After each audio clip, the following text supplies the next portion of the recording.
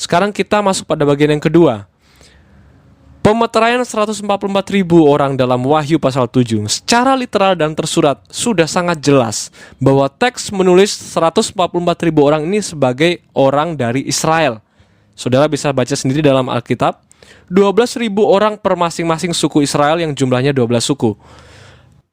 Tapi untuk menyimpulkan seperti itu adalah pemahaman yang tergesa-gesa dan terkesan tidak komprehensif. Kita harus melihatnya dalam keseluruhan. Kita mulai ya dari yang pertama. Identitas pertama 144.000 orang, yaitu mereka bukanlah orang Israel jasmani, tetapi the servants of God, hamba-hamba Allah yang setia dan percaya pada Tuhan Yesus Kristus. Ya, bisa non-Yahudi yang percaya pada Tuhan Yesus, bisa juga orang-orang keturunan Yahudi atau keturunan bangsa Israel yang menjadi percaya pada Tuhan Yesus. Nah, kenapa kesimpulannya menjadi demikian? Bukankah jelas bahwa 144.000 orang dalam Alkitab tertulis adalah bangsa Israel? Ada setidaknya beberapa argumen ya. Yang pertama, kitab Wahyu adalah kitab apokaliptik. Banyak bahasa-bahasa simbolik, bukan bahasa alegoris ya, tapi bahasa-bahasa simbolik yang tertulis di dalam kitab Wahyu. Kita menemukan contohnya angka 12 sebagai 12 suku Israel, 12 rasul-rasul Kristus, dan 12 kali 12.000 yang menghasilkan 144.000. Beberapa penafsir literal menghindari memahami Wahyu 7 dengan cara ini. Namun tidak bisa dipungkiri bahwa metode gematria Yahudi yang digunakan oleh Rasul Yohanes ini sangat kental dalam tulisan-tulisan Yohanes dalam kitab Wahyu. Kemudian argumen yang kedua, tidak ada daftar 12 suku Israel yang konsis dalam Perjanjian Lama dan Perjanjian Baru. Bahkan ya, dalam Perjanjian Baru sendiri, Wahyu 7 adalah satu-satunya redaksi yang mencatat daftar dari 12 suku Israel. Apalagi dalam Wahyu pasal 7 itu, suku Yehuda ditampilkan sebagai suku yang pertama dalam urutan, padahal yang sulung kan yang Ruben ya.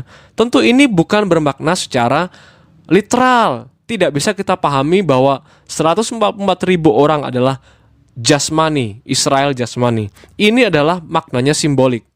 Dalam Perjanjian Baru, orang Yahudi sejati ialah mereka yang percaya pada Kristus. Baik itu Yahudi maupun non-Yahudi, Yahudi maupun Yunani, orang merdeka maupun budak, perempuan maupun laki-laki, kedua-duanya adalah satu umat di dalam Kristus. Jadi menafsirkan Wahyu 7 sebagai Israel secara nasional adalah melawan kerangka berpikir Perjanjian Baru tentang siapakah umat Tuhan atau siapakah Israel sejati itu. Bagaimana mungkin satu bagian berbeda dari bagian-bagian lainnya? Tentu kan tidak. Kemudian argumen yang ketiga, pada masa kini hanya ada dua suku yang tersisa dan jelas yang hidup di negara Israel, yaitu suku Yehuda dan suku Benyamin. Terus gimana dengan suku-suku lainnya? Suku-suku lainnya tersebar ke seluruh penjuru dunia. Ada yang di Ethiopia, ada yang di Iran, India, Amerika, Eropa, dan berbagai macam negara di dunia. Mungkin memang suku-suku Israel itu eksistensinya masih ada. Tetapi untuk menyatakan bahwa mereka masih murni berdarah Israel, ya, berdarah keturunan Israel seperti yang dicantumkan dalam Wahyu pasal 7, itu tidak akan punya pendapat yang kuat. Faktanya mereka telah hidup dengan bangsa lain termasuk dalam hal perkawinan, tentunya perkawinan campur ya. Kemudian identitas yang kedua, secara spesifik, mereka adalah bagian dari gereja yang sempurna, bukan keseluruhan dari gereja sempurna. William Henry Ofler dalam bukunya God and His Bible, ya, di tahun 46 dia menulis di halaman 257, di situ Ofler menulis begini, "This company is a part of the real church, the body of Christ, which he has purchased with his own blood." Jadi sebenarnya 144.000 adalah bagian dari gereja sempurna yang sebenarnya tidak perlu kita beri perhatian khusus oleh karena pemilihannya punya satu tujuan yang akan kita bahas nanti. Kemudian identitas yang ketiga adalah jenis kelamin. Siapakah 144.000 orang ini? Mereka berjenis kelamin perempuan. Kita bisa melihatnya dalam Wahyu pasal 14 ayat 4. Dalam bahasa Yunani ditulis uti isin imeta ginekon uk emolintisan parteni gar isin. Kalau dalam Alkitab terjemahan baru kita tertulis mereka adalah orang-orang yang tidak mencemarkan dirinya dengan perempuan karena mereka murni sama seperti perawan. Kita bahas yang kalimat pertama dulu. Kalimat pertama ini menunjuk seolah-olah seorang pria, bukan? Tapi kalau kita lakukan analisis kontekstual, khususnya konteks jauh, bahwa kata mencemarkan atau molino yang diterjemahkan dengan kata mencemarkan dalam perjanjian baru itu selalu digunakan untuk suatu keadaan spiritual, bukan tindakan seksual. Jadi artinya begini, kalimat tidak mencemarkan dirinya dengan perempuan itu menunjuk bahwa 144.000 orang pilihan ini tidak berzina hati dengan berhala-berhala, tidak berzina secara rohani. Ini menunjuk pada suatu kondisi yang suci atau murni hati, bukan merujuk pada suatu tindakan amoral yaitu melakukan perzinahan seksual. Ya, kemudian kalimat selanjutnya, karena mereka murni sama seperti perawan, di mana dalam bahasa Yunani seharusnya tidak ada kata seperti, sehingga penafsiran literalnya harusnya berbunyi begini ya, karena mereka adalah perawan. Nah, kalau kita lihat kalimat pertama tadi menunjuk pada kondisi spiritualitasnya, maka kalimat kedua ini membicarakan kondisi seksualitasnya, bahwa 144.000 orang ini adalah benar-benar perawan secara fisik, secara physically ya. Physically mereka adalah seorang perawan. Menyimpulkan hal ini tidaklah semudah ini, teman-teman. Karena dari analisis leksikal, kata-kata dalam ayat ini bergender maskulin, bukan feminin ya. Sehingga leksikon akan selalu menyatakan partenoi dalam Wahyu pasal 14 ayat 4 ini sebagai male virginity, atau disebut sebagai pria perjaka, bukan wanita perawan. Bagaimana kita mendamaikan penafsiran ini? Analisis ini sebenarnya tidak kuat sebelum kita menggunakan juga pendekatan historis tentang seksualitas di mana kitab ini ditulis. Benjamin Hadaning dalam bukunya The Oxford Handbook of New Testament, Gender and Sexuality tahun 2019, tepatnya di halaman 365, jelas menyatakan bahwa pada periode ini paling umum dipahami sebagai peran sosial perempuan sebelum menikah. Peran tersebut membangkitkan pengertian tentang kemurnian seksual dan persiapan untuk jadi istri yang ideal, seseorang yang suci dan rajin. Nah, menerapkan sebutan perawan kepada pria menantang gagasan tradisional tentang pria sebagai yang aktif, kuat secara seksual dan jantan. Itu juga bertentangan dengan ideologi kekaisaran Romawi yang menekankan pentingnya menikah dan melahirkan anak bagi kaum pria. Kemudian saya juga menyarankan saudara-saudara untuk membaca Journal of Man, Masculinities and Spirituality, volume yang kedua, pada Januari 2008, tepatnya di halaman 3-28. Di situ diuraikan oleh Lynn R. Haber bahwa partenoi sebenarnya tidak lazim diterjemahkan sebagai perjaka.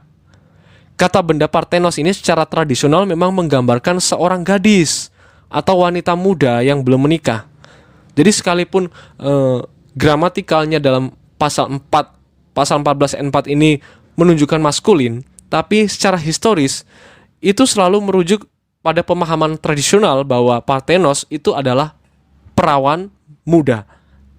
Dalam konteks abad pertama, istilah tersebut atau partenos ini menyiratkan bahwa anak perempuan belum memasuki peran gender feminim yang tertinggi, yaitu sebagai seorang ibu. Keperawanan sangat erat kaitannya dengan peran sosial perempuan yang belum menikah, sehingga istilah tersebut tidak selalu merujuk secara khusus pada keperawanan anatomis. Sebagian penafsir yang menyatakan bahwa 144.000 ini adalah pria-pria perjaka, sebenarnya juga dalam kepentingan mempromosikan kehidupan selibat. Makanya ya Daniel C. Olson tahun 1997 berkomentar di halaman yang 494, dia bilang begini: penghormatan yang sangat rendah terhadap lembaga pernikahan tampaknya tidak sesuai dengan pandangan yang ditemukan dalam seluruh perjanjian baru. Ini untuk menanggapi bahwa 144.000 orang adalah perjaka, pria perjaka, male virginity. Demikian juga G.K. Bell tahun 1999 di halaman yang ke-738 dia berkata begini: tidak ada tempat lain di mana Alkitab memandang hubungan seksual dalam ikatan pernikahan sebagai dosa. Lebih lanjut, jika 144.000 ini adalah simbol bagi seluruh umat Allah, itu berarti bahwa Rasul Yohanes menuntut selibat bagi seluruh gereja. Jadi ini tidak mungkin. Sehingga sangat jelas bahwa 144.000 orang ini adalah para wanita-wanita yang masih dalam keadaan perawan secara fisik dan dalam kemurnian dan kesucian hati secara spiritual. Sekarang kita masuk pada identitas yang keempat. 144.000 orang ini adalah bagian dari rahim gereja sempurna. Oleh karena gereja sempurna diibaratkan sebagai mempelai wanita dari Kristus, maka 144.000 orang ini adalah rahim dari mempelai wanita tersebut, di mana rahim ini akan dibuahi secara spiritual pada momen pernikahan gereja ketika meterai ketujuh dibuka. Sekarang kita masuk pada bagian yang ketiga, yaitu pembukaan meterai ketujuh. Setelah Tuhan dari surga mendapatkan jumlah gereja sempurna telah genap, dan dilanjutkan dengan pemeteraian 144.000 perawan suci yang menempati posisi sebagai rahim dari sang mempelai wanita, maka meterai ketujuh pun akhirnya dibuka. Hal ini tercatat dalam Wahyu pasal 8, di ayat yang ke-1 dikatakan bahwa ketika meterai ketujuh dibuka, akan ada kesunyian di sorga. Sorga yang gegap gempita oleh puji-pujian kepada Allah dari para malaikatnya menjadi sunyi. Kesunyian itu terjadi selama setengah jam. Nah, sebagian penafsir mengatakan bahwa kesunyian ini adalah kesunyian yang mencekam dan mengerikan. Karena apa? Karena murka Allah akan segera dinyatakan pada peniupan 7 sangkakala. Tapi, saudara, kesimpulan semacam itu harus kita pikirkan ulang. Mengapa? Mengingat bahwa, yang pertama, sangkakala belumlah bisa dikatakan sebagai murka yang final dari Allah dan murka yang sangat mengerikan. Ada bentuk murka Allah yang jauh lebih mengerikan pada pencurahan 7 cawan murka Allah. Jika kesunyian dalam Wahyu pasal 8 ayat pertama itu adalah kesunyian yang mencekam, yang menakutkan karena murka Allah akan datang, kenapa itu tidak terjadi ketika nanti kalau pencurahan 7 cawan murka Allah saja? Karena peniupan 7 sangkakala ini tidak lebih hebat daripada pencurahan 7 cawan murka Allah. Pencurahan 7 cawan murka Allah itu adalah hukuman Allah yang lebih mencekam daripada semua pembukaan 7 meterai dan 7 sangkakala. Kemudian yang kedua, surga tidak bisa diliputi oleh ketakutan atau suasana yang mencekam. Surga adalah tempat kehadiran Allah yang penuh dengan damai sejahtera. Surga tidak bisa diisi dengan ketakutan atau kengerian. Ya, jadi dari dua dasar ini kita menyimpulkan bahwa lebih tepat memahami sunyi setengah jam ini sebagai situasi yang sangat khidmat dan intim. Hal ini diperkuat dari ayat yang ketiga dan keempat di pasal yang ke-8. Di situ dinyatakan bahwa kesunyian di surga yang setengah jam itu beriringan dengan naiknya doa-doa orang kudus. Ini adalah momen di mana Tuhan Yesus membuahi rahim gereja sempurna. Ke 144.000 perawan suci yang pada waktu itu masih berada di dunia dibuahi secara supranatural seperti Roh Allah membuahi Maria yang mengandung bayi Yesus. Situasi supranatural ini pun tidak akan bisa kita jelaskan lebih lanjut. Oleh karena di pasal-pasal selanjutnya, gereja telah dinyatakan mengandung, dan kita akan membahas itu lebih dalam lagi ya. Saudara yang dikasihi oleh Tuhan, penjelasan ini tentu tidak bisa sepenuhnya memuaskan nalar kita dan menjelaskan kita. Dalam hal ini saya akan mengutip uraian dari Profesor Dr. Yoas Adi Prasetya untuk menutup sesi yang ke-6 ini. Dalam satu ceramahnya tentang akhir zaman, beliau berkata begini, bahwa semua percakapan Kristen tentang akhir zaman itu berbasis pada dua kata dalam bahasa Latin yang disebut sperare dan spectare. Sperare ini mengharapkan, domainnya iman, sedangkan spectare ini melihat dengan jelas, domainnya indera fisik. Ya, jadi sperare ini dalam Roma pasal 8 ayat 24 dinyatakan begini. Sperare yang spectare atau pengharapan yang terlihat dengan jelas itu sudah tidak bisa disebut pengharapan. Justru kita berharap kepada Tuhan, kepada perbuatan Tuhan, kepada rencana Tuhan, karena kita belum melihat apa yang kita harapkan. Ketika kita sudah melihat, maka pengharapan itu pun sudah digenapi dan itu sudah bukan pengharapan lagi. 1 Korintus 13 ayat 12. Sperare itu selalu samar-samar. Jadi pengharapan khususnya akhir zaman itu ya. Penjelasan akhir zaman itu selalu samar-samar, tidak pernah jelas, tidak pernah bisa dikuasai nalar kita, apalagi memuaskan nalar kita. Nanti kelak suatu saat akan jelas. Jadi misteri Allah ini samar-samar tetapi pasti. Bukan samar-samar karena menduga-duga, tetapi samar-samar tetapi pasti. Ya, atas dasar ini kita harus memahami bahwa yang namanya pengharapan tidak boleh jelas. Dia harus bersifat samar-samar tetapi pasti. Jadi sebaliknya ya, semakin jelas kita bisa menjelaskan akhir zaman dalam kitab Wahyu, maka semakin mudah keliru atau semakin mudah mengurangi hati yang berpengharapan kepada Allah. Karena semuanya sudah jelas. Justru butuh kita poin-poin di mana tetap penjelasan itu tidak bisa memuaskan kita. Final destination dari pengharapan eskatologis Kristus adalah unio cum Christo, atau kebersatuan dengan Kristus.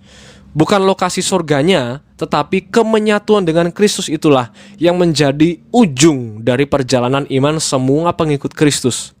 Hal itu mulai terjadi pada meterai ke-7 ketika Roh Allah membuahi rahim dari 144.000 perawan suci. Kemudian akan lebih dinyatakan lagi, disingkapkan lagi pada kedatangan Kristus pada kali yang kedua, di mana nanti gereja akan menyatu dengan Kristus. Tetap ikuti penjelasan ini untuk mendapatkan pemahaman akhir zaman yang lebih komprehensif lagi. Selamat merenungkan firman Tuhan, kiranya hikmat Roh Kudus menyertai kita senantiasa. Amin.